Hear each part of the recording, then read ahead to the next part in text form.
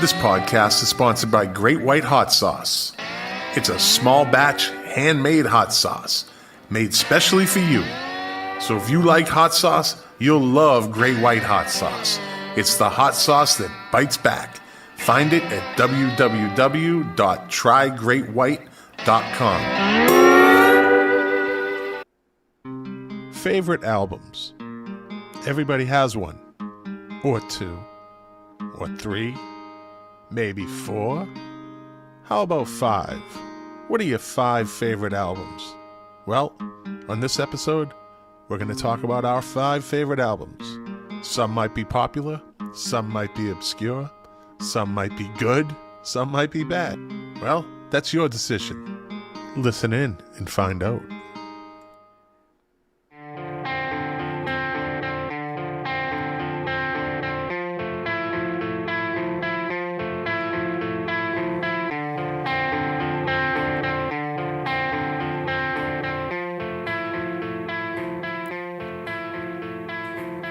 The KOFB studio presents Milk Crates and Turntables, a music discussion podcast hosted by Scott McLean with his co-host Jack Calabrese.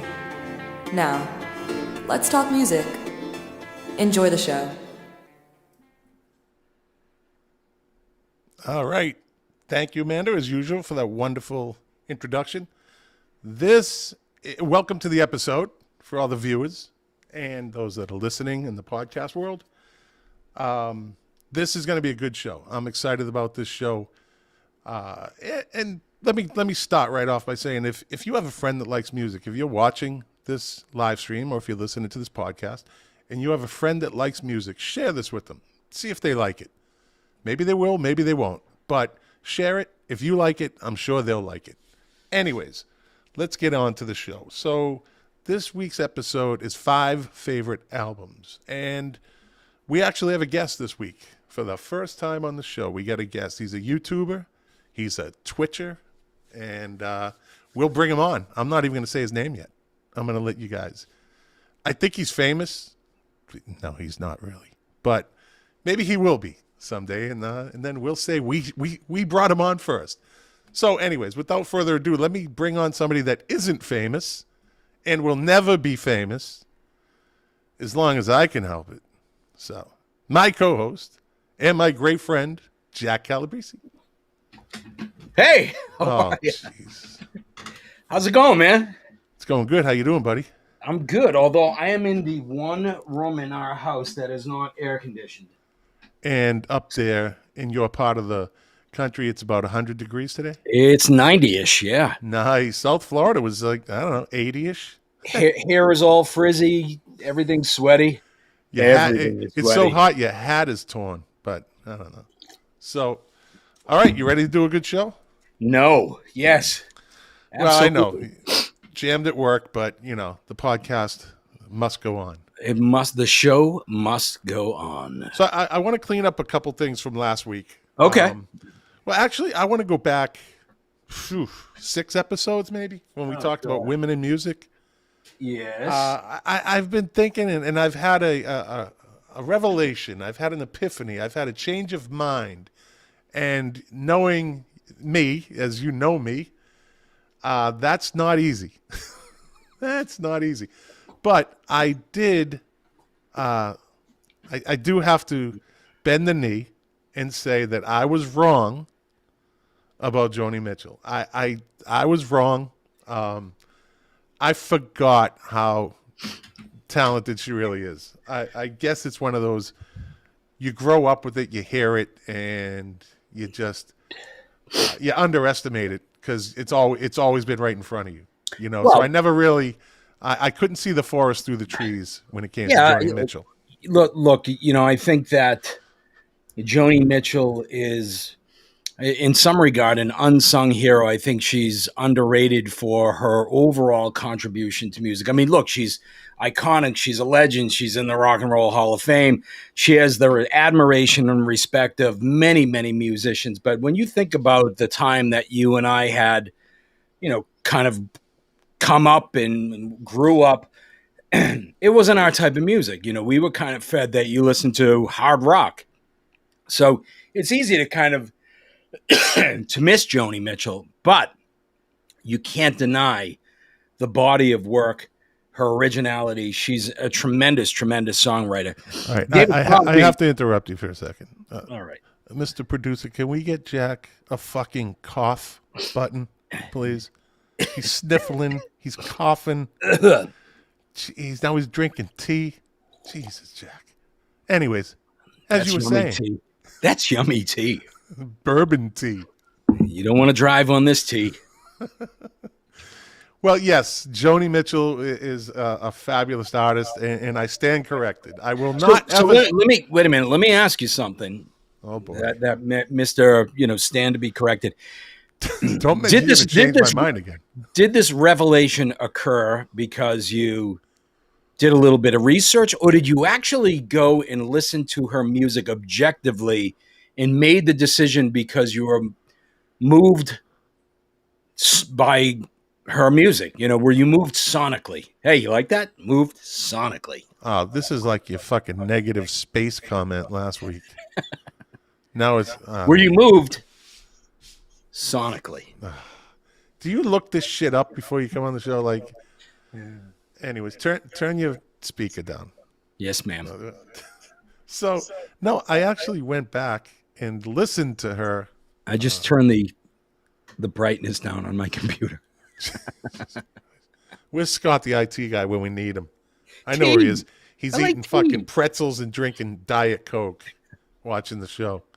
No, I went back and listened to her music, and I forgot about a lot of hits that she had. It's like, again, you hear it so much, you take it for granted. So, aside from... It's interesting that we're having this conversation because I think it was last week was the 50th anniversary of her releasing Blue, which is regarded as one of the all-time greatest albums of all time. And just an amazing, amazing record. Yes. But I get it. We kind of weren't brought up in that era. We weren't brought up to listen to that type of music. Well, it was on. It was on AM radio when we were in the 70s. Well, the hits were. Right, and she had a lot of them. Yeah, she did. So the second thing, and it was interesting. I discovered this a long time ago, right? And I never really thought much of it. So we talked about Ticket to Ride last week, right? And did you ever? What's the? Would you say Every Breath You Take is a stalker song? Right? Well, yeah, I mean, it's supposed to be a stalker song, although many people used it in their wedding anniversary. Right. So Ticket to Ride is actually a pretty demented fucking song. Did you ever really listen to the lyrics? I think I'm gonna. Yeah, I think I'm going to be sad. I think it's today. Yeah, the girl that's driving me mad is going away. She's got a ticket to ride, but she said that living with me is bringing her down. Yeah, for she would never be free when I was around. And then you go, she's got a ticket to ride. And then it says, I don't know why she's riding so high. She ought to think twice. She ought to do right by me. Before she gets to saying goodbye, she ought to think twice. She ought to do right. In other words, I'm coming after you, lady. It's a pretty dark song if you hear it. Maybe. I think that's one of the... What part of those lyrics are a maybe? Well, I mean, you're interpreting that there's going to be some type of violent encounter. Well, I don't know. Let me see. I don't know why she's riding so high. In other words, I don't know why she's so happy. She ought to think twice. She ought to do right by me. In other words, you better do me right, girl. Before she gets to saying goodbye, she ought to think twice. She ought to do right by me. Right? So it's pretty much, those words are pretty much like, you better do right by me. Now, subject to interpretation, I think you're bringing it up further than you should, but No. maybe not. Maybe I'm not. not. Maybe not. I mean, the first comment that I'll make about that is kind of the genius of John Lennon's lyric writing. He writes from the heart, whether it's, let's put it this way, he writes honestly, even if it reflects on him poorly. Now the thing that may lay credence, not Clearwater Revival, to your theory is that John Lennon, Give Peace a Chance, Imagine, and all that, was a woman beater. Yeah. He was a bad boy. Different time, different place, not excusing it in any way, shape, or form. He was a genius in many regards, but he was a complicated guy. And he was a misogynist, too. And he was patriarchal, too. The fuck is that voice? What is that supposed to be? That's how people say that. You are an idiot. Oh, wait a minute. Hold on a second. You are an idiot. The delay. See the effect of that negative space? I saw that coming as soon as you said that. Let me see. Dave Phillips says, yeah, John Lennon was deep. Yeah. Deep into his ego. That's for sure, too. So, all right. Well, this week's episode is, now that I got this out of the way that I was right and you were wrong again. About what? What? Wait a minute. When was I wrong? Your interpretation was wrong. You didn't even give it an interpretation. See, that's at least I stepped up and had an interpretation. That is the beautiful thing about songwriting, is that you can interpret it your own way, much like, a lot of poetry.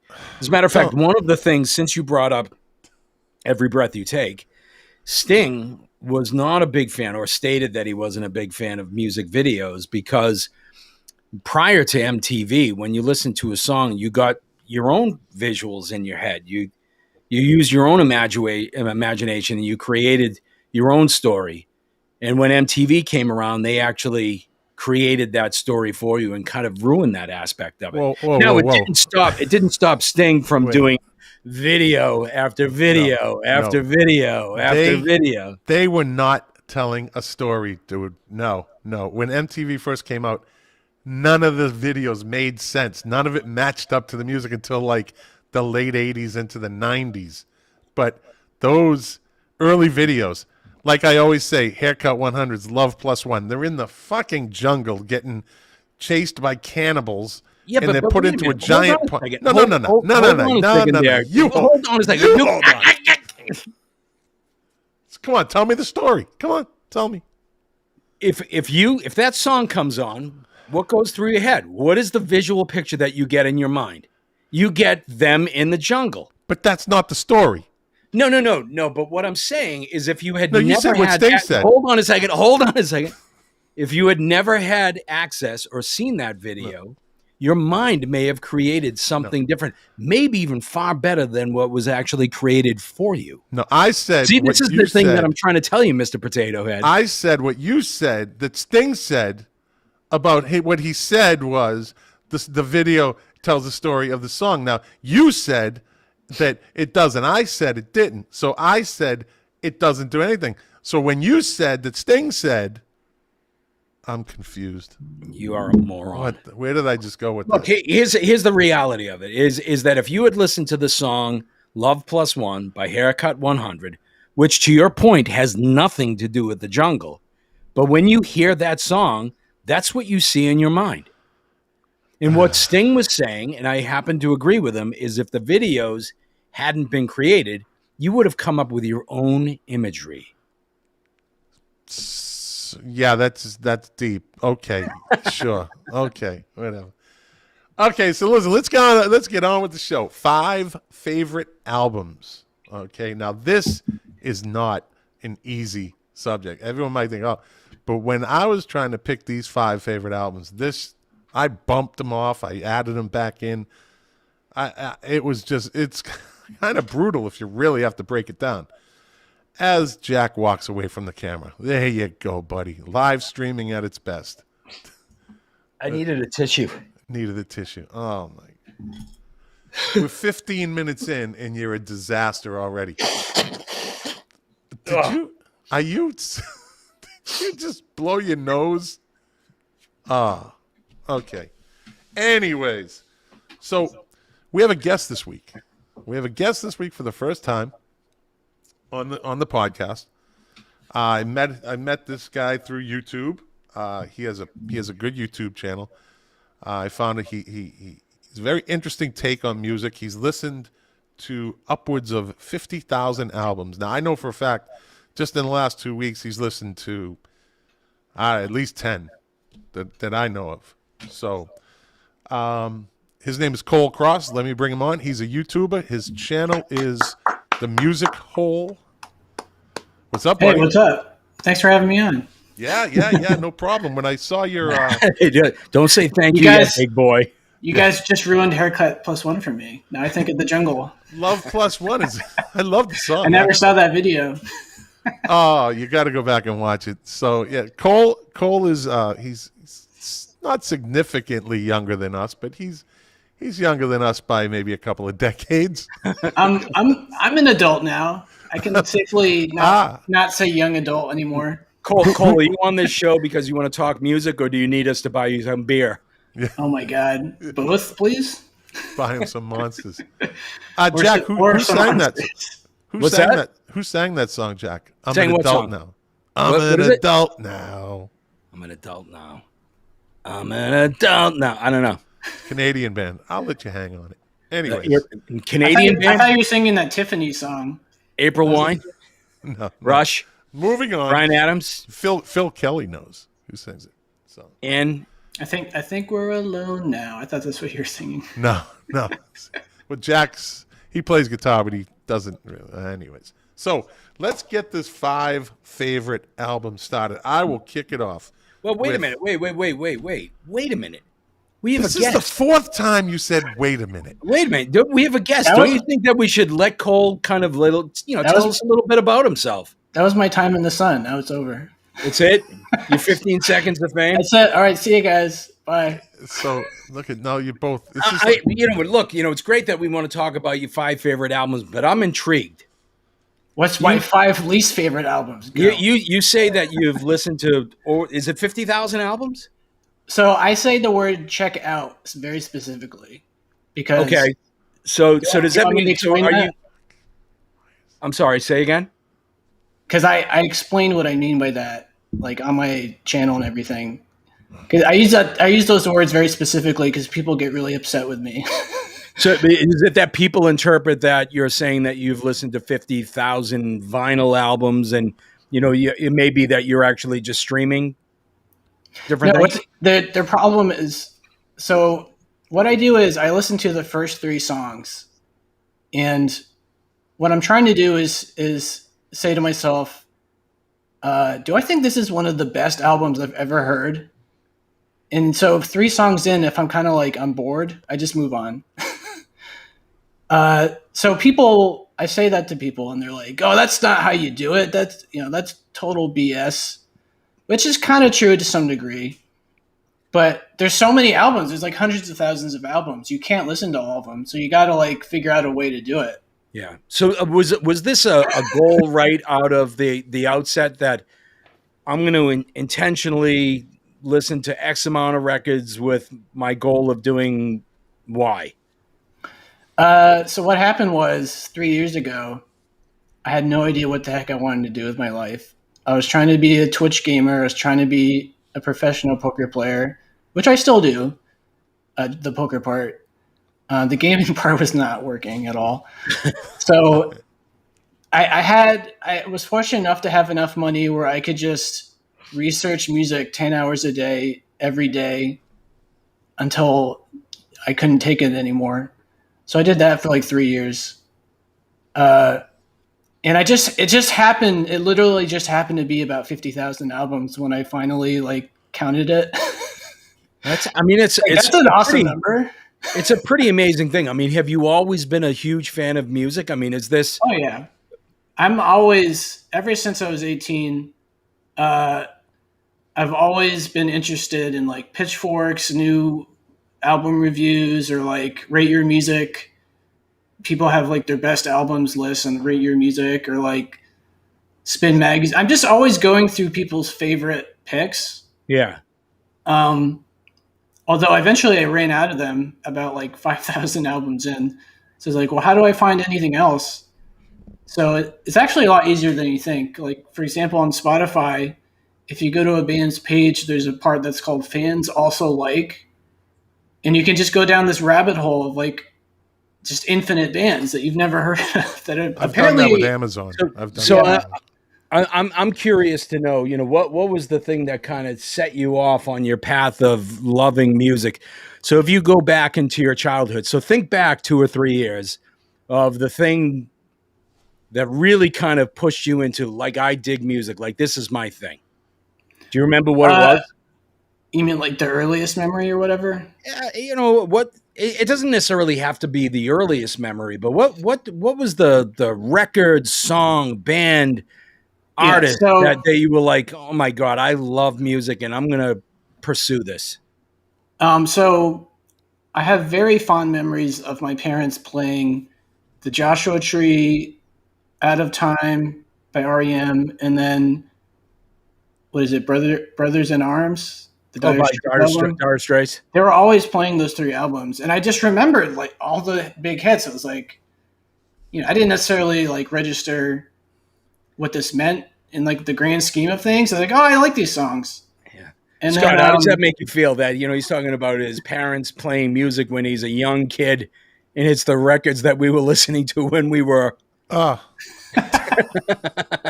I actually thought you were going to say that. That's awesome. It is awesome. I think it's actually really, really cool. And, I got to be honest with you. I mean, and Scott, I think you feel the same, is that I am quite happy being the age that I'm at. We lived through a really interesting and fun time and whatnot. And here we are where we're at. And I think it's totally cool. Absolutely. Except everything hurts. Yeah. Everything hurts. There's one other thing, which is definitely a major influence on me, which, as I mentioned, I was a big gamer. So I was always playing like Mario and Zelda, Final Fantasy, and all these games. And like back in the 90s, the composers for these games were just unbelievably good. In fact, one of my top 5 albums is the soundtrack for one of these games, which I won't spoil right now, but that's how much it meant to me. Yeah. That's cool. Yeah. Well, we're glad you're here.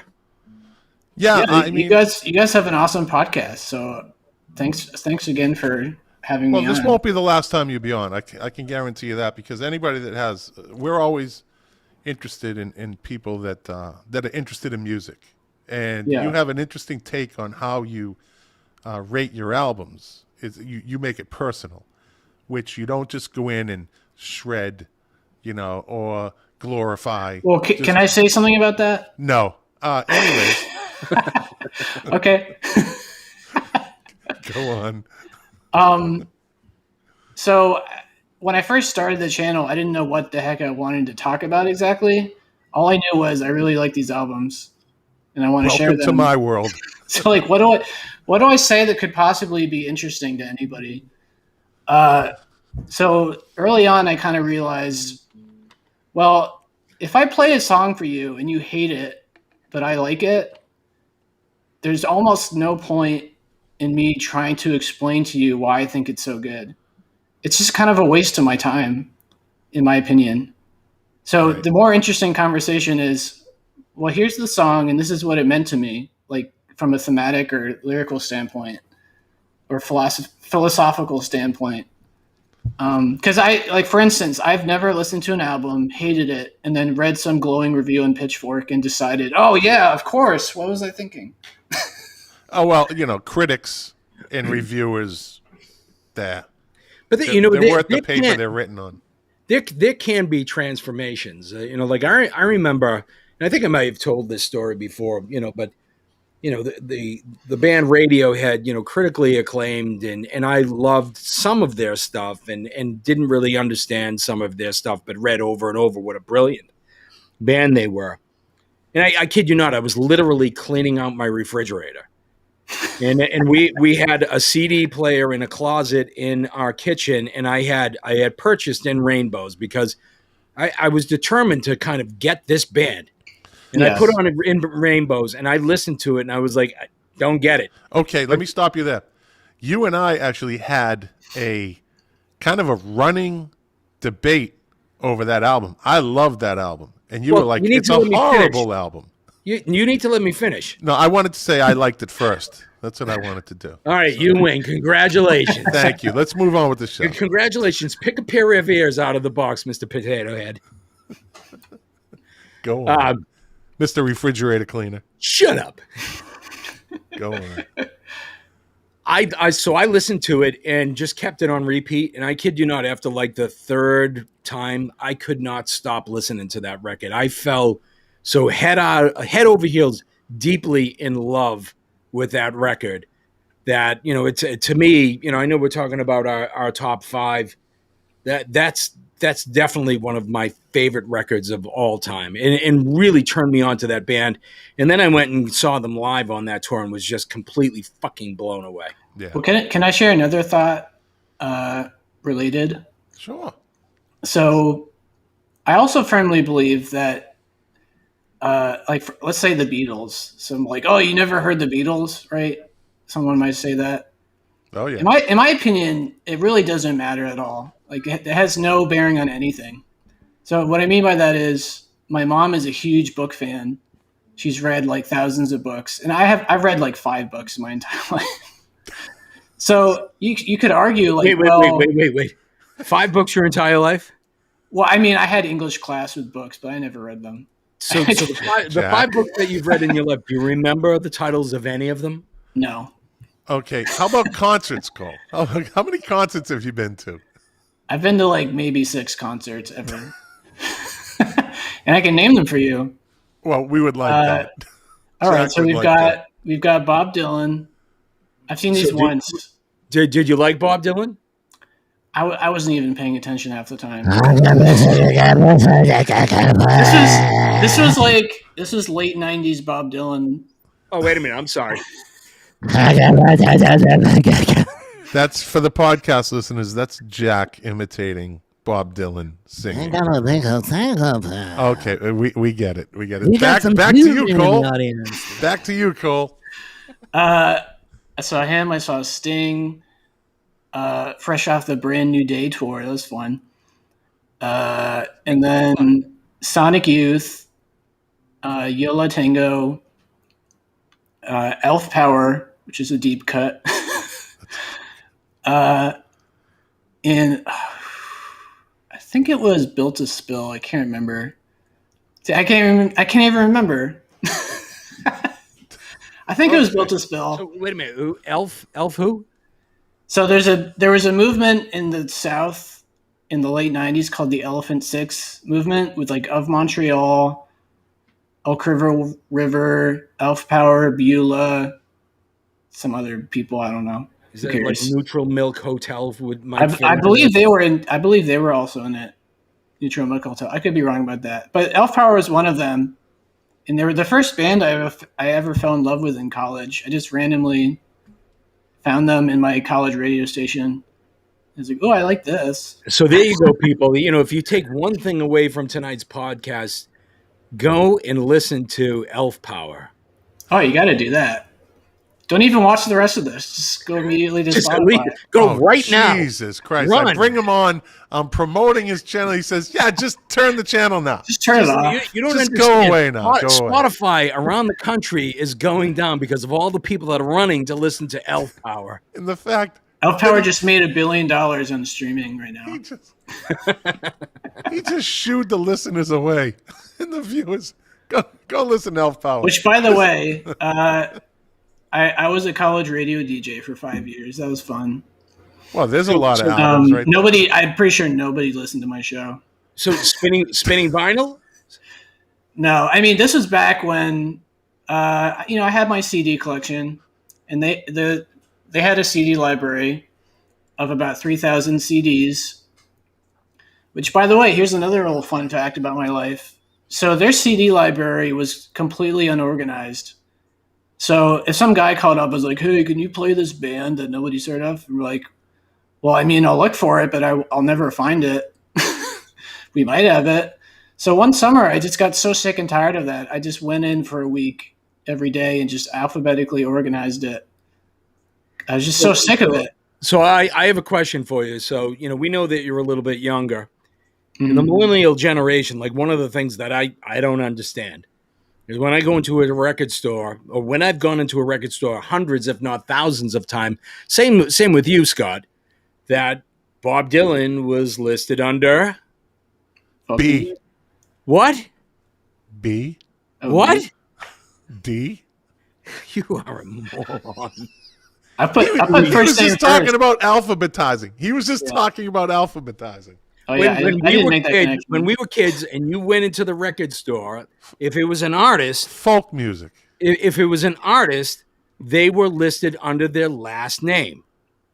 Right. There's a lot of record stores right now where millennials are running them, where Bob Dylan is listed under B.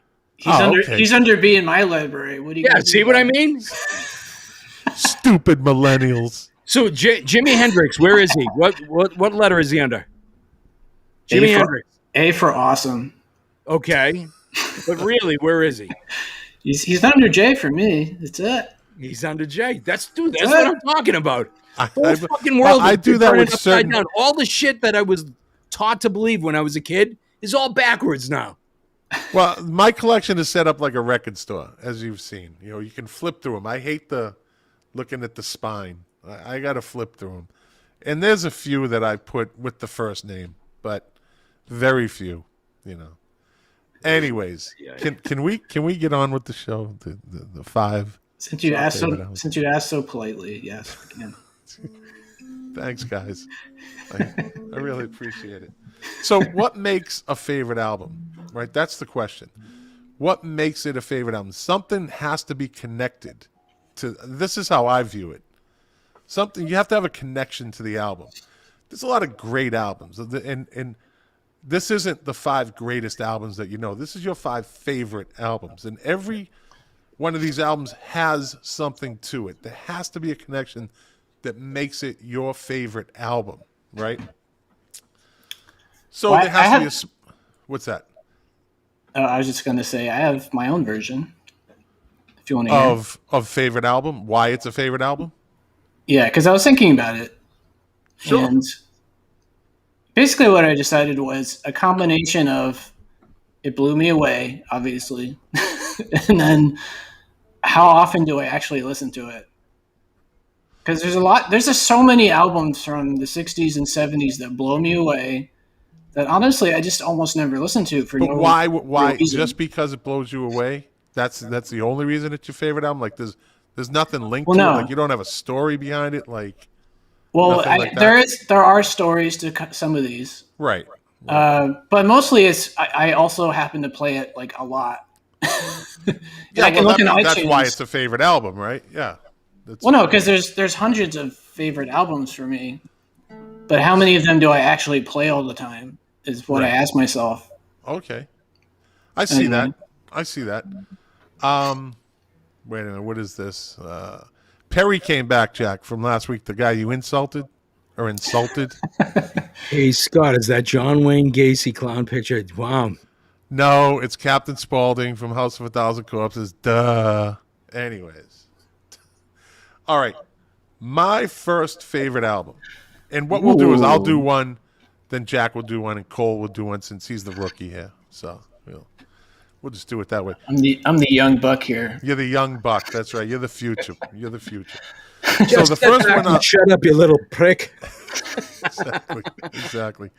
So my first pick for my 5 favorite albums is probably one of the best debuts I've ever heard. It's Sinead O'Connor's The Lion and the Cobra. Ooh, all right. This is a great, great album. And this is the one that has the alternate cover. I believe it's the same cover except she's looking to the left and she's kind of screaming. But it's the same setup. The Lion Scott and the loved Cobra. that record so much that he replicated her hairstyle and adopted it as his own. And I wear it well. And then As you you do. followed me. And then you You've followed never been the Riley. same since Sinead. The first time I heard that album, I was stationed in the Philippines. I went home on mid-tour in 1988. I went home for Christmas, which is literally the Philippines is halfway across the planet. So I went home. My father who was always giving us albums when we were kids. He'd drop off milk crates full of albums. And he just grabbed all these CDs and he's like, here, I picked these up and here you go. So I kind of put him to the side. I didn't think much of it. And then on the way back, I started listening. I listened to that, and as soon as I heard it, I was like, this shit is good. Like, totally caught me off guard. Hadn't heard of her, but I'm glad he gave me that CD because I wore the shit out of that thing while I was over there in the Philippines. And there's another connection to the Philippines on one of the other albums I have. So that would be my first favorite album, Sinead O'Connor. So can we make a couple of comments? Yeah. So, first off, it's a great record. Sinead O'Connor catches a lot of shit, maybe deservedly so. She's a polarizing figure. She's suffered emotionally and mentally for a long time, but in some regards, she's kind of a genius. Ripping up the picture of the Pope on Saturday Night Live, probably not the best move for your career, but she is somebody that is continuously and continually dedicated to her own cause. Lucky enough, do you hear that? The train. There's a train going by. Train. Ooh, yeah. I was lucky enough that I actually got to see her on that first tour at the Paradise. In Boston. Was Paradise in Boston with my friend Nancy Blake, who was, again, way cooler in terms of her musical choices than I was. The other thing is that Chris Blackwell, who was the founder of Island Records, in which that record came out on, was not wholly convinced that record was going to do well, and bet her that if she had sold a certain amount of albums, that he would actually shave his head in solidarity with her. And that first album, even though it was really a different swing on music, and certainly somebody that was not regarded as the, poster child, pretty girl, fashion, blah, blah, blah, she sold, 500,000 copies, and that boy shaved his head. Yeah. It's a great album. Her first two albums are great. The first three albums, if you toss the third one in, are okay. I kind of lost track of her after that. Well, we're talking about favorite albums, so stay focused, Jack. Stay focused. Come on, Jack. Sorry, I thought you wanted some background information on about that album. Making us look bad, Jack. Come on. About that album. Thank you, Cole. See, listen, I might have a new co-host lined up here. I'm leaving. Sorry, Jack, you've been fired. I might have a new co-host. Jack can be replaced. He left. Okay, Jack's the substitute teacher now. I think he went to get a fan. All right, Cole. Oh, he's back. Okay. All right. Huffy and Puffy, Jack. Huffy and Puffy. That's a warning. That's a warning. Look up in the top corner of your that might be your replacement. Yeah, some would say that I could go out and get an orange highway cone, put it in this chair, and it would have the same Jack, buddy, you're irreplaceable on this show. I love you, buddy. So give me one of your favorite 5 albums. We've talked about this record, and I know that. Love it. Oh, yeah. Love it. U2, The Unforgettable Fire. Love it. And again, I know, some people hate them. Some people love them. I think they're a brilliant band. I think they've had an amazing career. But this is a favorite album, and I think for a lot of the reasons that you talked about, when you kind of opened this session, Scott, musically, is it great? Where were you from a personal standpoint? Is there a story that goes along with it? This came out in 1984, and I don't know, man, just out of high school, trying to figure out what life was going to be like. I was working at Strawberries Records and Tapes in Washington Street in Boston, Massachusetts, when this first came out. And the other thing about this record was it was a little bit of a departure for the band in that they had a different producer for the first 3 records. And this was the first record of many records that they actually did with Brian Eno and Daniel Lanois. So it had a different sound landscape. It had a different, and there was parts of it that were a little bit off-putting to me initially, but I grew to just passionately love this record. And one of the other reasons why I picked this record is this is a record that came out in 1984. I routinely go to this record very, very often. I listen to this record, and I mean the whole record, every couple of weeks. It's just a brilliant, brilliant piece of work. Joshua Tree gets all of the credit. Some of the others, are regarded as better records. This is the best U2 record that was ever put out. It was almost their coming out as a more mature sounding band. Unforgettable Fire is still my favorite U2 song. Yeah. Still my favorite. I've heard a lot, but that's my favorite U2 song. You didn't think that War had a mature sound? No, War was climbing up, like from Boy to October to War. They kind of had that young sound. Bono had that young voice, that young guy sound. They still had that. By the way, speaking of Bono, I don't know if you guys agree with me, but it felt like there's a whole bunch of bands back in the 80s who all tried to sound like Bono. Like the Simple Minds guy, maybe even the Echo and the Bunnymen guy a little bit. There's just like, I don't know what was going on. Who the fuck is this kid? The hell's he talking about? So you know what that is? That's record labels. No? That's record labels looking for people that might sound like the most popular band. Definitely Simple Minds, at least. Like every time I listen to them, like this guy just sounds like kind of B-list Bono. Even though I like them, but Okay. I gotta be honest. Give us your first favorite album, Cole. Oh boy.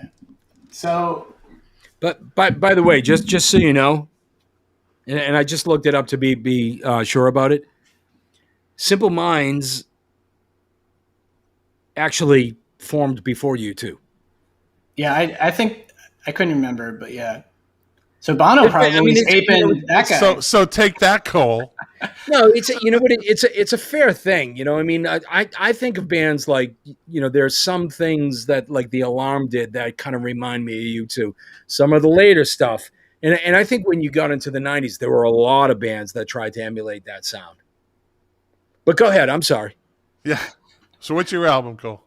So this one's the Marshall Crenshaw self-titled. Great record. So my dad, I found this album because my dad, who had never had any vinyl, he had maybe like 20 CDs, and he was a musician, which was kind of like, when I look back on that, like, really, he only had 20 CDs. But anyway, so he was a big singer-songwriter fan, like Neil Young and Bob Dylan and Jackson Browne and whatever. And then he had this album, which he never played ever. I never heard him play this album, but I just kind of saw it one day. And I was going through a phase where I was like ripping all the CDs at my college radio station because I didn't want to pay, 15 times 3,000. Right. Or whatever. So I was like, I don't know who this is. I just ripped all my dad's CDs, and then I listened to this. And to this day, I'm just like, this is like the most perfect new wave pop album I've ever heard in my life. Like, who is this guy? And he's not even on Spotify anymore. They took him down for this album. Why did they take him down, do you think? This album was on there for years, and then as of like last year, the only thing that's on there is like his greatest hits CD, which is like, okay. Okay, Marshall. If that's what you want to do. So do you guys want your trivia question about Marshall Crenshaw? Sure. The show's going over an hour. I guess we do. Marshall Crenshaw, one of his first musical debuts was not as Marshall Crenshaw, but he was actually in a play. Cole, you probably won't remember this or don't know it, but Scott, you might remember it. Musical play, not a musical production, emulated a band. A lot of people never got to see this band, but this is a way for them to be able to see them long before they were really kind of tribute bands to this band. You're talking Beatlemania? Beatlemania. Marshall Crenshaw played John Lennon in Beatlemania. There you go. Wow. Yeah. How's that for a useless piece of information? I'm gonna tell my girlfriend about it right after this. And she's gonna go, what? She'd be like, "Can you marry me, please?" Okay, my next album. Now, this one is kind of a personal album. So, for the people that know me and the people that don't know me, my life is pretty much an open book, and I have no problems talking about it and things that happened in my life, both good and bad. In 2011, I lost my first wife to breast cancer.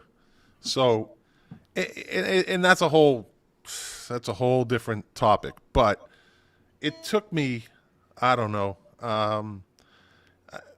Well, it's hard to really discuss it, but this album came along so a couple years ago. It came out three years ago maybe, and it's Nick Cave and the Bad Seeds' Skeleton Tree, right? So the thing with this album is he wrote this album after his son died. Son had a tragic accident, and listening to this, the first time I heard it, I think I heard it on Amazon, and it fucking ripped me apart. Really, like what he wrote is what he was feeling. I felt it. Like, it's just a personal connection. It's very haunting. It's Nick Cave, the posh Prince of Darkness. Nothing's ever happy in his music, but this album, it's almost like a rite of passage. If someone has passed, and someone close to you, this it might touch you, it might not, but it touched me, and the music's beautiful. The lyrics are great. It's not all doom and gloom, but the emotion he put into it reflects through the album. And this one, out of all the music I've ever listened to, this one touched me in that way. Like, after she passed, I listened to a lot of music. People were sending me music. I was, oh yeah, but this album touched my soul. It really, really, really did. It's a great album. Nick Cave and the Bad Seeds, Skeleton Tree.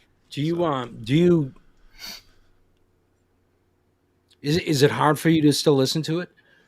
Oh, every time I hear it, it gets me emotional. Yeah. Yeah. But does it stop you or prompt you to play it? It's so there's a dual thing going on here. I love the songs anyways. I love the music anyways. It just happens to connect as far as the backstory, and yeah, but it doesn't stop me from playing it. No, I was gonna say it's kind of therapy. It may kind of push you to go to places that you may or may not want to go. It did. I mean, the first time I heard it, like, on my own by myself, I fucking cried. I really did. So, and again, it's great music too. It's not like one song on there touched me. The whole album touched me. And it's hard to explain. It's kind of like you got to walk in the shoes, but yeah, it's a great album, and I still listen to it, even though I don't get as upset as I did when I first started listening to it. But do you get to the point now where you actually put it on and it's more joyful in that it brings back a lot of great memories for you? No, because it came along after the memories were already made. So it just brings back. I'm always remembering her. It doesn't matter. Like, it's not, but it's just, music touches you. Music touches everybody in a different way. And that album, it doesn't excite me. I don't get like, oh, that was a great fucking album. It's just something I like listening to. Something that it always, every time I play it, I get a little emotional. Yeah. But it's in a good way. It's not in a depressing, sad, like I'm fucked up for the rest of the day way. It's a good way. It's almost a release. Like I said, it's almost therapy. Yeah. Well, yeah, I'm kind of torn right now because I think it's a beautiful and wonderful thing that you've shared this with, not only Cole and I, but everybody that's listening. And at the same time, I'm absolutely pissed that I feel completely disarmed and can't make fun of you right now. I don't really know what to do right now. That's my kryptonite, buddy. That's not my kryptonite. That's my it's my dome. It's my safe space. Honestly, I think that's an amazing thing, and it really kind of shows you what the power of music can do. I mean, that's amazing. And the favorite album, that's why, because I constantly, like Cole said, I listen to it all the time. It's a go-to. Yeah. So, all right, Jack, enough of the depressing talk. Let's get happy. Top that, Jack. One of the best albums of all time, and we were talking about him a little bit earlier, but Bob Dylan, Highway 61 Revisited. So there was a period of time, like, like Cole, my parent, my dad especially, Bob Dylan fan. And when I was a kid, there were songs that I liked, from Bob Dylan. I always liked, like a Rolling Stone or Positively 4th Street. And there was a lot of stuff that I didn't get, like those deep cuts, kind of more of the folky things that I didn't quite get when I was a kid because I was a Kiss fan and I was a Van Halen fan. And Bob Dylan, come on, kind of old fuzzy head dude playing an acoustic guitar and really shitty harmonica. But as I got a little bit older and started to really understand Bob Dylan and kind of dove into it, there was a period of time where I was so unbelievably into Bob Dylan, just exploring it. And there's so much to explore. The music and the writing and the poetry and all of that stuff.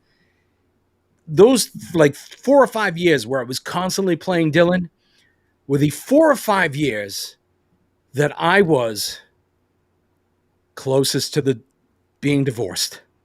Because Deb probably appreciates Bob Dylan in terms of what he's done, icon and whatnot. But are you fucking kidding me? When are you going to turn this shit off? I'm with Deb, but that's your favorite album. No, I'm not going to lie. That was almost in my top 5.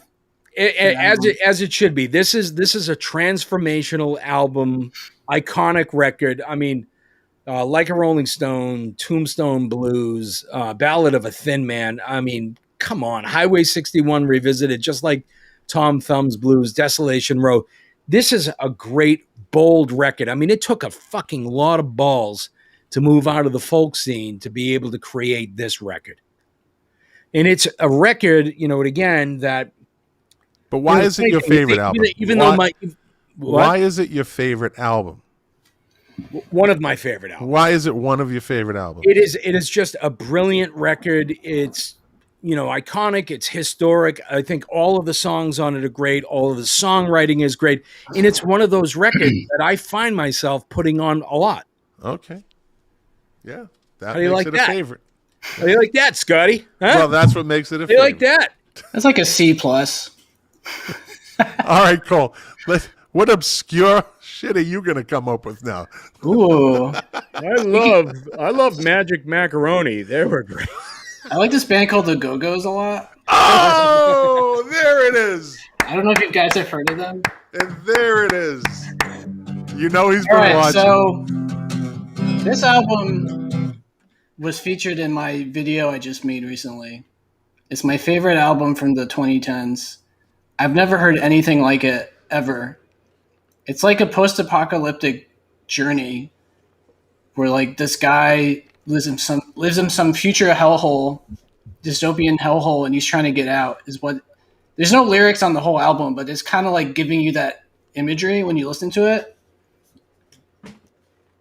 It's Luxury Problems by Andy Stott. It's an electronic album. But again, I've never heard anything that sounds like this in my whole life. Can you repeat the title and the artist again, please? Luxury Problems, Andy Stott. I have to tell you, I love that cover. It's such a great, and I have it. Hold on, I'm trying to hold it up.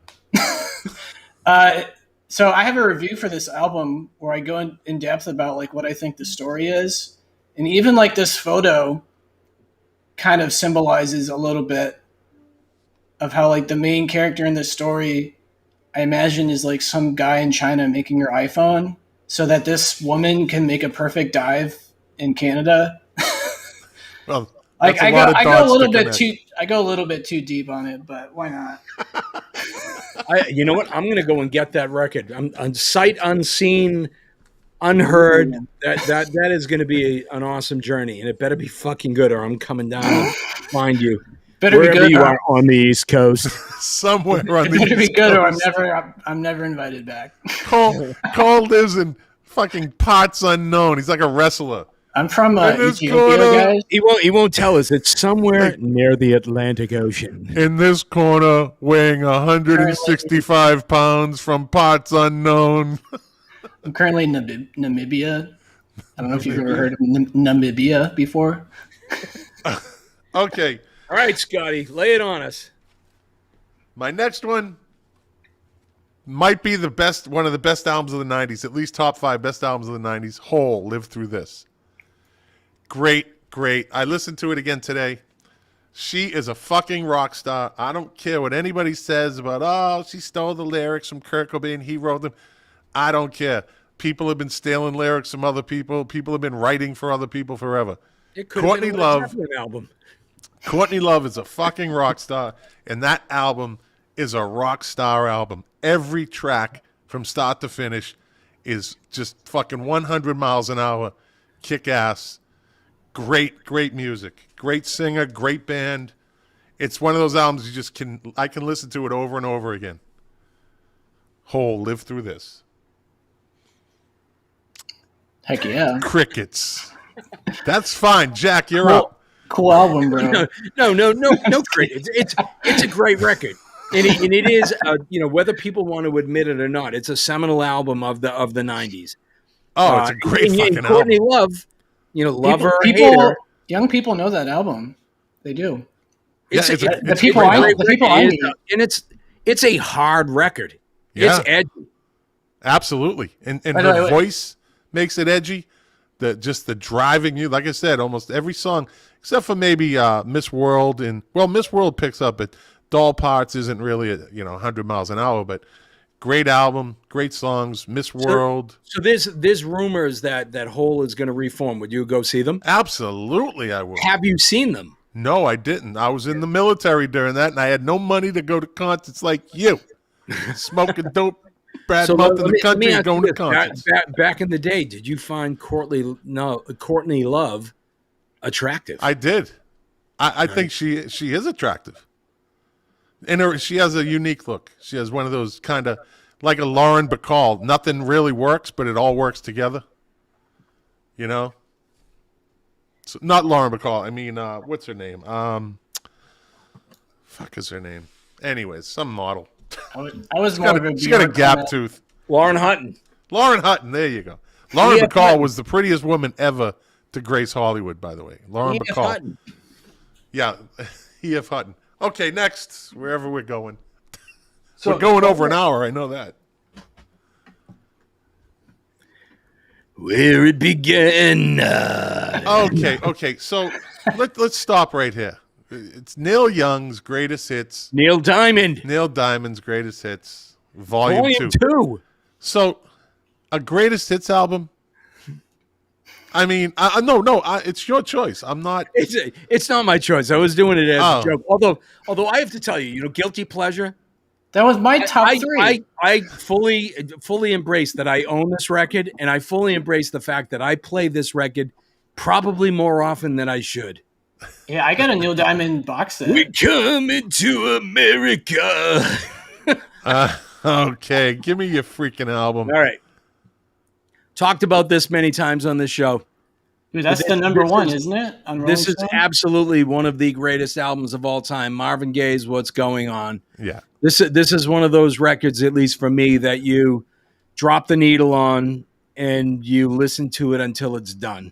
It is just an amazing record. And again, kind of in the same vein as Highway 61, this was a departure for, Marvin Gaye was a pop star and sang songs for Motown that were kind of like love songs and light pop songs.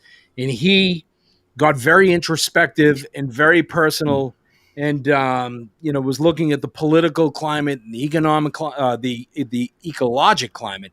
So, I mean, think about this. This came out in, I believe, 1967, where he was talking about the impact to the environment and, largely ignored it. And as a matter of fact, Berry Gordy, the founder and head of Motown, did not want to release this record, hated it. Political. They didn't want to be political. They tried to stay out of that. Until it became a huge hit, and he grew to really respect and love this record. And this is, again, I've had it on vinyl before. I've had it on cassette.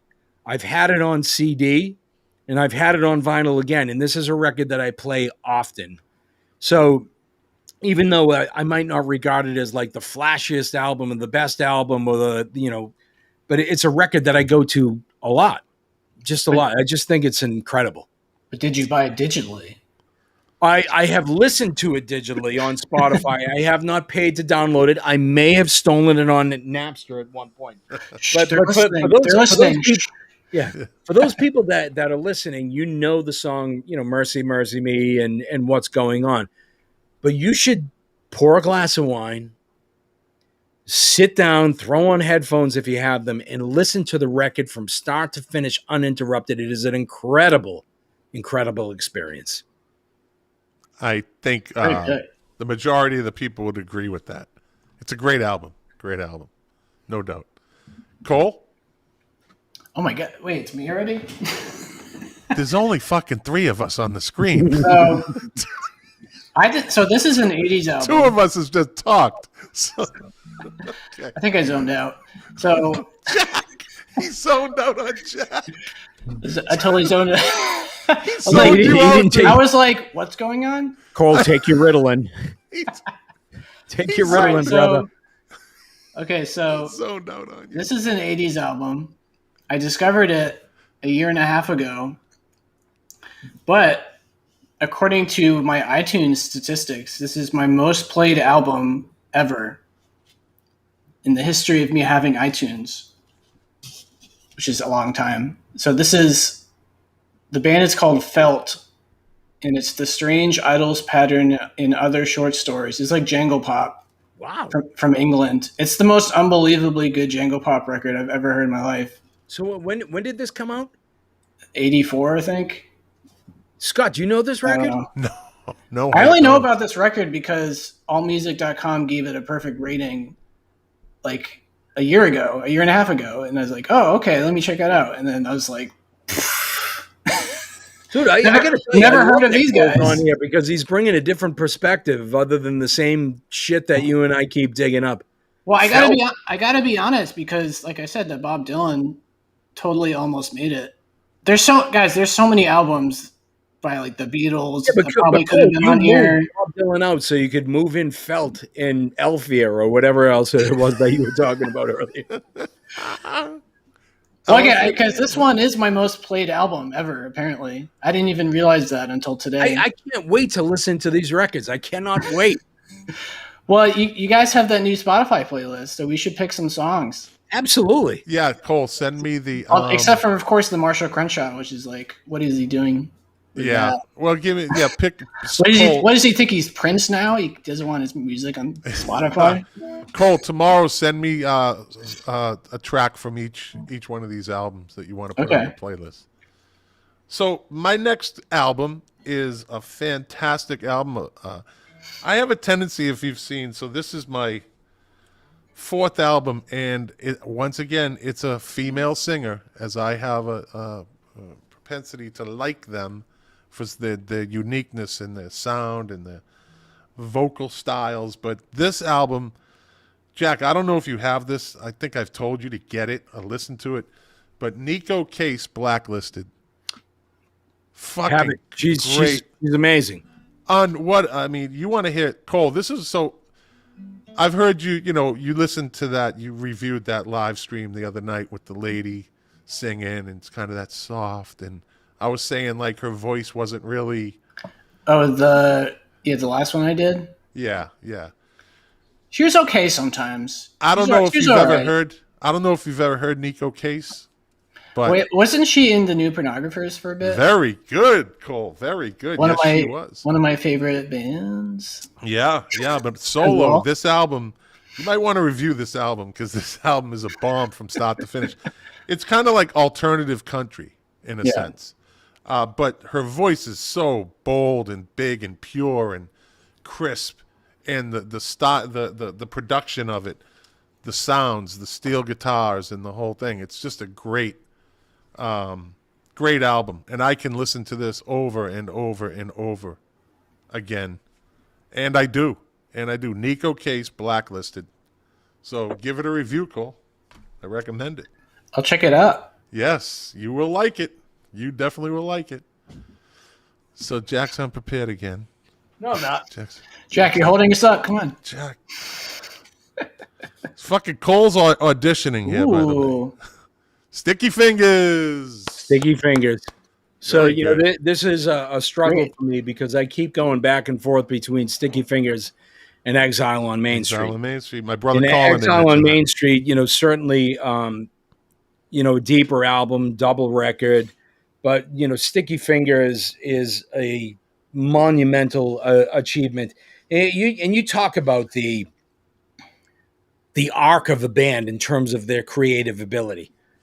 Because you're talking about, the Rolling Stones had a period of time where they went Beggar's Banquet, Let It Bleed, Sticky Fingers, Exile on Main Street, and you can go on and on. Those guys were at the height of their powers back in the day. But, Sticky Fingers is just an amazing record in that just listen to the track listings on it. Brown Sugar, Sway, Wild Horses, Can't You Hear Me Knocking, You Gotta Move, Bitch, I Got the Blues, Sister Morphine, Dead Flowers, and Moonlight Mile. I mean, talk about a perfect record. There's not a dud. There's no filler in this record whatsoever. And can you imagine, the amount of time that they dedicated to putting this record together? Some of it, the stuff that was not worthy of this record, actually came out almost a decade later as Tattoo You. Or parts of some of the songs. That's right. I mean, that's just how good their writing was at the time. Now, interestingly enough, they were all kind of under the spell of morphine and heroin at the time. This is with their heavy, heavy drug days. But I think the thing that made this period of the Rolling Stones discography and history really impactful was not just one person. It was the combination of all of them, but Mick Taylor, who was just a tremendous, tremendous musician, was, I think, just the best iteration of that band. So I think I had told you this story before. My favorite song on that album is Sway, right? And they were in the studio. They were waiting for Keith Richards, waiting. And finally they just said, fuck it. And Mick Taylor said, I'll do the solo that Keith Richards was supposed to do. If you listen to the solo at the end of Sway, right, that fucking dude tore it up in one take, shredded it. That is like fucking guitar Valhalla right there, man. That is one of the best guitar solos in the history of music, if you ask me. Yeah. It's the end of Sway. Listen, Cole, I don't know if you're familiar with the album or if you're familiar with the songs on it. That's my favorite. So Stones it happens to be my favorite Stones album, but I couldn't tell you what any of the songs are. Listen to Sway again. I'm a very strange music fan, I'll be honest. Now that you know the background story. You're not a strange music fan for your age. So Scott and I grew up taking the train into Boston and going into different music stores and flipping through for hours at a time sometimes. Jack, let me ask you, if you're in Boston and you didn't go to Strawberry, if they didn't have it in Strawberries, where was the next album record store you went to? We used to cruise all of the record places. So we used to go to Strawberries. There was... There's only one other one I went to. Down the street. Sammy White's, yeah. Yeah, but what about Zounds? What about Looney Tunes? What about Second Coming Records? There were so many of them. But we would spend Zayers. We would spend hours flipping through the stacks, and you were able to kind of look at them and look at the the backs of them. We studied them. You got to remember, no internet, no cell phones, no YouTube, no Facebook. This is how we spent time. We actually hung out with each other, and we looked at the stuff and we studied it and we learned it. That's why we can pull off some of the bullshit that we pull off on this show. Yep. It has nothing to do with studying album covers. Wait a minute, it has nothing to do with the fact that we're smart. It was that we were bored shitless back then. Well, you know what's kind of interesting? It's vaguely related to what you just said. So I have, I'm 35. I have younger, early 20s friends who I meet at like coffee shops or whatever. And, obviously I went through a whole ton of albums. I can't tell you, these guys, I follow them on Spotify and they're listening to all these random bands. I don't know any of them. And this is literally all I've been doing. And they'll just play these. I'm like, how do you even know these bands? And then I'll look up the band and there's like 3 million monthly listeners. Yeah, And that's they're new bands. I'm like, what? How do you even know about any of these? I literally go to all the sites. You're in the transition phase. I don't know what's going You're on. in the transition phase. So before we get on to the last albums, there's a couple things I want to talk about. So my brother Colin McLean, he's a co-producer of this show. His top 5 are number 1, live Allman Brothers live at Fillmore East. Great record. Great stuff. Number 2, the Rolling Stones, Get Your Yeah-Yeahs Out. Right. Number 3, last week's episode, Dark Side of the Moon. Number 4, Woodstock. And number 5, Tool, Anemia. Ooh. Very interesting choice Or there. is it Enema? Enema. Is that what it is? Ooh. I don't know. No, it's Anemia, I think. I think it's Enema. It's the Anema. the AE that are like all mashed up because it's A-E-N-I-M-A. Anema, isn't it? Is that Enema? I think it's Enema. I thought Enema doesn't have an A in it. I don't. It doesn't matter. You're fucking me up. If you're doing the enema, right, kind of does have an A in it. Oh, It's the AE. It's the AE that Christ. are all smushed together, isn't it? We All those almost got weird away letters. the whole show without a stupid Jack joke. I don't know. We're spending too much time on that, though. So, our longtime friend, me and Jack, Phil Kelly, his top 5 are Tool, what is it, Lateralis? Lateralis. Don't fuck me up. Van Halen, Fair Warning. Body Count's first debut album, Body Count, which he said is one of the greatest hard rock albums ever made. Isn't that Ice-T's band? Yep. The Who, Quadrophenia, and his brother threw in who he calls the Connecticut Research Department for reasons I won't talk about on this show. Burt Bacharach's Greatest Hits, and I will give John Kelly credit, even though that's a Greatest Hits album. I will give it. Now I got to watch Austin Powers again. Right. And then there's also another listener that's a friend of Phil, and I told him I would get this in. He's a listener of the show. His he doesn't give me his name, though.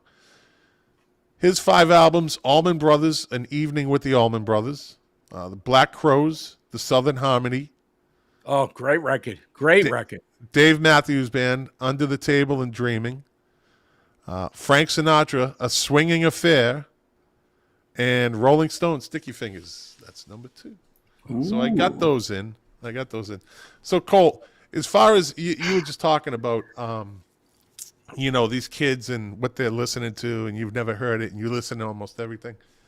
So Jack and I are at this stage in our life, and there's a lot of music lovers at our point. So we're like old baseball managers, right? We could sit in the dugout, sit on the bench, see all these young players out there, and they're all good. They all look the same, but every once in a while you look at one and you're like, that's the next Derek Jeter right there.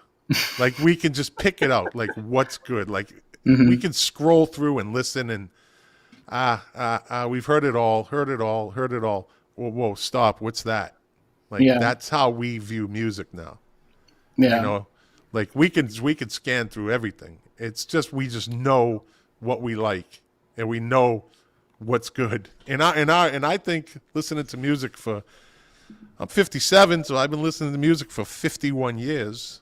I think I have a pretty good take on what's good and what's not. And it's not about taste either, because I listen to new music, I listen to old music, I listen to rap, I listen to all of it. Yeah. But so my final album is I am absolutely torn. I got 3 choices. Well, 3 choices. narrowing Or are we picking one last 50 plus years, well, not even 50 plus years, because it goes beyond that. To 5 choices is a difficult thing. So you can pick any of them and you'll be okay. So my 3 are The Smiths, Louder Than Bombs, which is a compilation album. It's not it's not a greatest hits album. It was released in '87. So wait a minute. Compilation album, yeah, it's a compilation. It's not a greatest hits. It's not the best of. but it's a compilation album. It's From it's different albums, but it's okay. not So how necessarily. is that different from a greatest hits record? I don't know. You tell me. Why do they call it a compilation album? Greatest Hits implies it was a hit song. Yeah. Yeah, Thank but, you, but, Cole. but wait a minute. You can't disqualify or shit on people because they pick a greatest hits album and you pick a compilation album. Well, he's you know, I didn't shit on anybody. he's got the glasses. He's gonna. You shitted on people. I picked the compilation album. I shited. You shitted on people.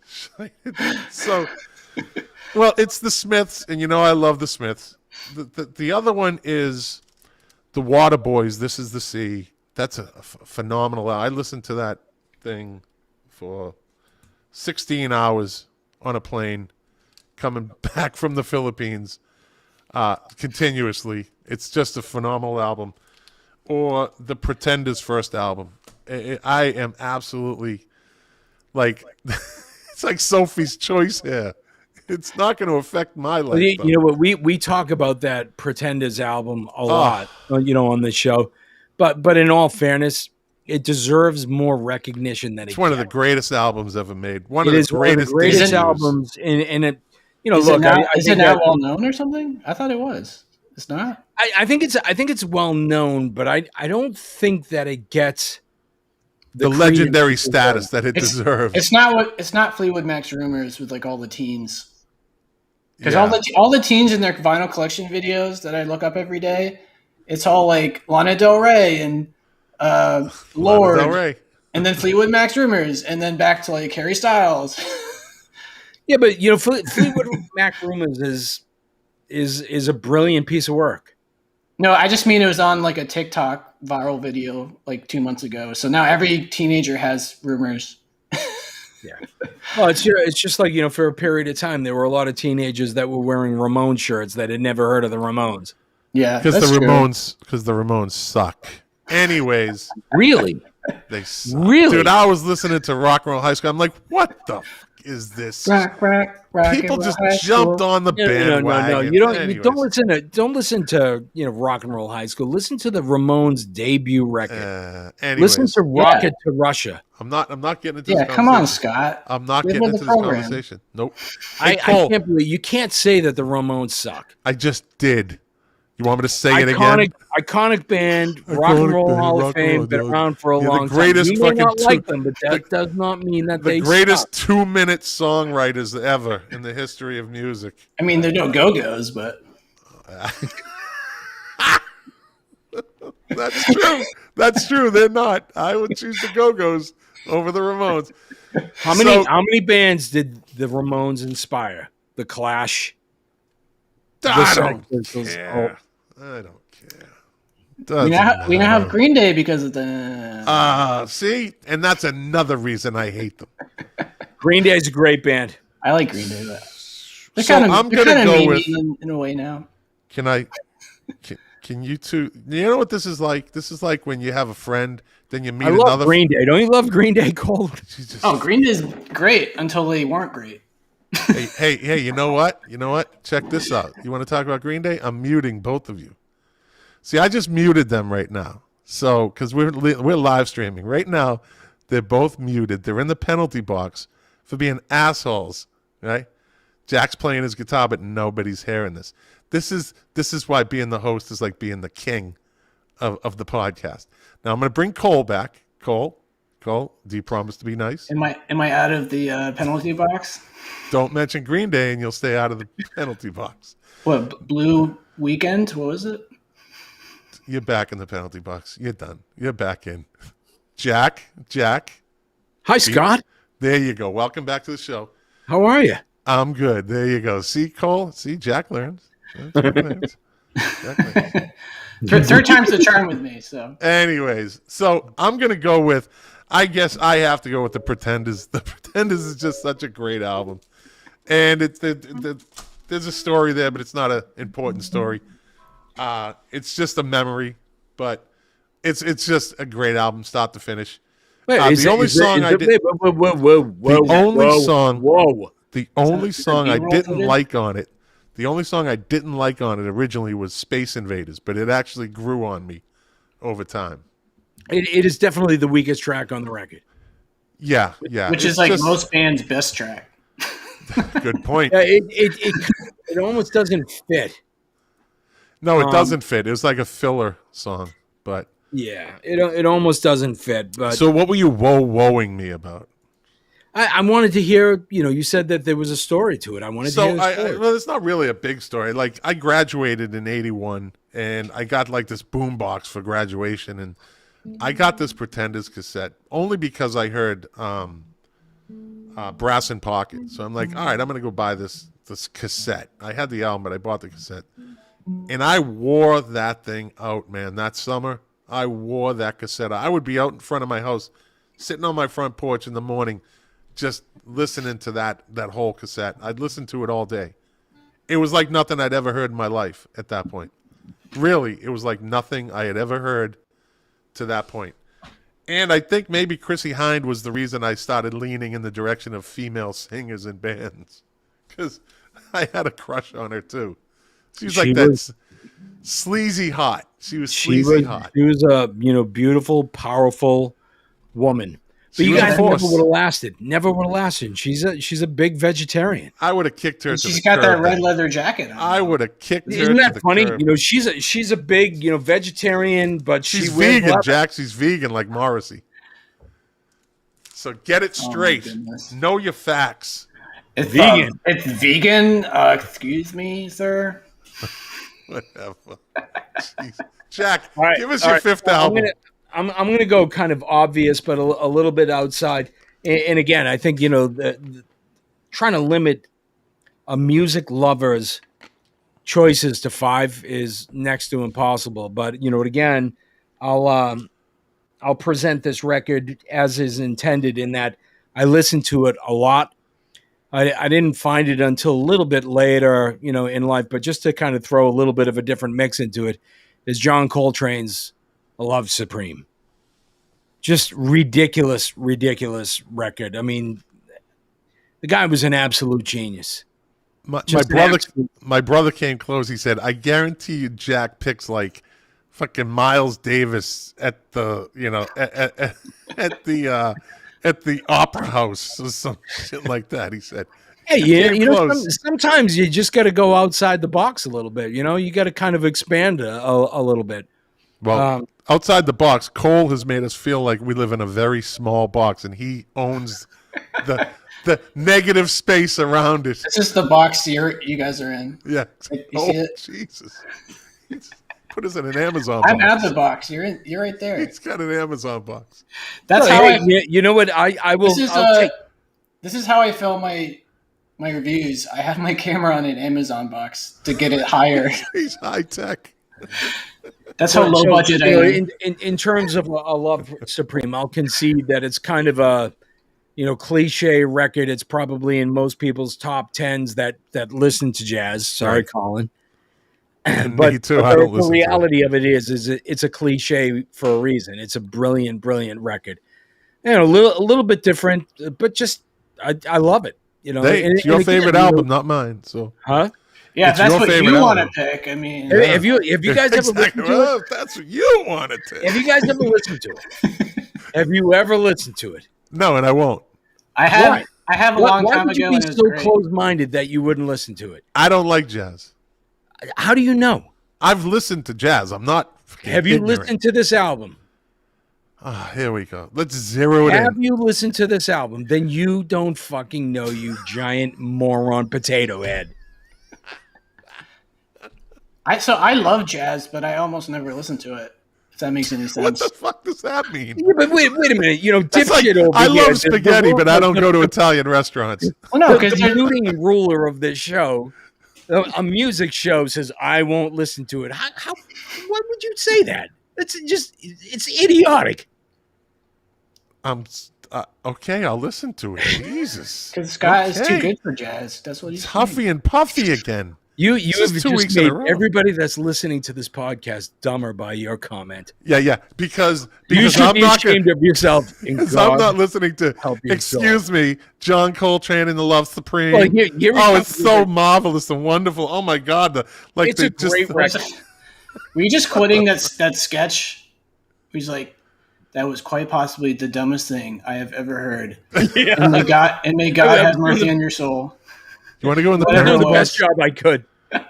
Cole? You Well, want to go in the Cole, penalty I box? got- winning award movie. Cole, penalty box. Remember the penalty box, buddy. That's right. That's right. I will mute you. So, hey, it's 9:25. Are we doing a full 24 hours? Like, hey, I'm ready for it. Just let me know. I'll go get some coffee. Just we get gonna a end with- monster like Cole. No, we're on the 5th album. You just gave your 5th album. We got Cole, and then I we'll thought that wrap was it his up. 4th album. Was it? Oh. I don't know. Who knows? No, I got 1, 2, 3, 4, 5. I just did my 5th one. Well, I have 3 to 4 left. Take note for all of you Winthrop High graduates that Scott just counted to 5 I accurately. I did One, Sinead O'Connor, Nick Cave, 2. Hole, Nico Case, and the Pretenders. Aren't you guys? We didn't skip anybody. No, well, I think Cole is next. Yeah, but he thinks we only did 3. But then again, he's I'm like zoning out. You I'm gotta zoning out. remember- he's zoned out on you in a whole album, Jack. So. You got to remember that Cole is only 13. They teach him the new math. Listen, I like John Coltrane because he's got my name in his name. That's all. Well, Cole I don't know Coltrane. how Cole might have missed an album. We just kind of taken turns, but just Don't give me just an don't album. pay attention Cole. to anything that comes out of my mouth, and you'll be Well, fine. we're starting to learn that real fast. Let's hear it, Cole. All right. So, am I throwing you 3? Is that what's going on right now? Now, just give us the last album before Jack has to go to bed. You got to get it going here. You got to remember, you're dealing with 2 Jerry. All right. We need to get to sleep. You do. I'm retired. This came out in 2014. It's my second favorite album from the decade. It's like a post-punk album, kind of Talking Heads-ish. It's called More Than Any Other Day by Ott. Some guys from Canada. Some guys from Just Canada. some guys, whatever. Who cares? Make No, but some music. it's just like it's an album that I heard because Pitchfork gave it, like best albums of 2014, and I go through all those, and I heard this and I was like, holy smokes, these guys are good. And then I literally have never heard anybody ever talk about them ever again. I'm like, really? What's their sound like? You said, like Talking Heads. It's like a almost semi-nerdy post-punk. It's a very diverse sounding album. Like every song has like a different kind of vibe to it. And then the lead singer Tim Darcy has a little nerdiness going on. Like his lyrics are kind of actually one of the things I love about this album is, and I'll be honest, I almost never pay attention to lyrics. Except this is one of the few albums where as I'm listening to it, I'm like also listening to what he's saying. For the most part. Okay. Because like most of the time when I listen to music, I just pay attention to the sound of it. Unless it's like Bob Dylan or something. Where the lyrics are just so good, you're just like, well, I have to listen to them. I can't do anything about it. Oh, I'm sorry. Going in the wind. I'm sorry. Were you saying something? I zoned out. Boo. Boo. I'm sorry. Were you talking about an album? Well, Actually, you ought to pay attention. Ah. What did I do there? so one more time for our audience, name of the band and title so they can look for it. Okay. Hold on. More Than Any Other Day. Can you see it? Yep. By Ott. Can you see it? You know what? I have to tell you again, fantastic cover. Jack's all about the Actually, picture. I'm not like super into this cover. If I was, I like it a lot because it's kind of different. So, hey Cole, one of our viewers, weekly viewers, and a fan of the podcast, Mark Flint said, and this the oh, comment. I forgot to say. Yeah, I'll say this after, but He said, "Hey, howdy doody! It's best album night, not obscure, never heard of it night." no. So I actually. Speaking of obscure, never heard of it. Cole doesn't know who Howdy Doody is. I do know who Addie Duty is.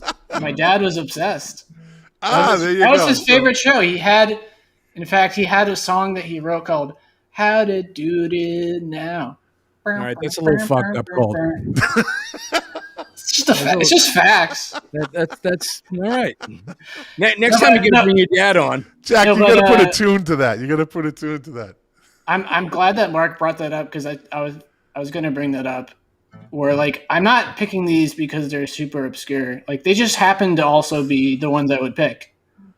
No, listen, man. They're your favorite albums. Nobody can dog you on your favorite albums. It's just not. It's not possible because this is the only 5 anyone should. It doesn't matter. Yeah. I like going through favorite albums lists. It's just my favorite thing to do. Yeah. Well, I think it's cool. You know what? I appreciate the fact that you've given us something new to kind of explore.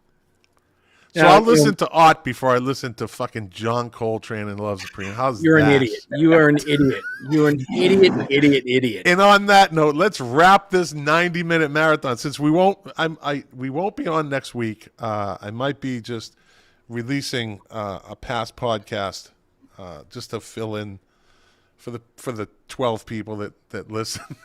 So so listen, guys, this was a great show.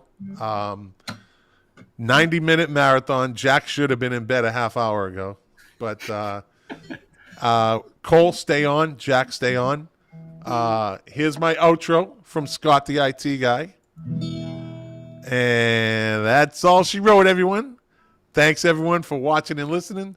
Make sure to like and subscribe, and have yourselves a fucking green day. Did he just say that? Dude, you are definitely not getting hot sauce money now. You are definitely not getting hot sauce money.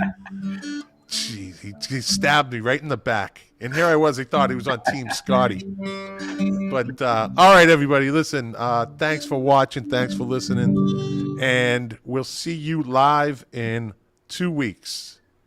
And Cole, thanks for coming on, brother. You were awesome. Yes. Yeah, you guys are great. Thanks for inviting me. Absolutely.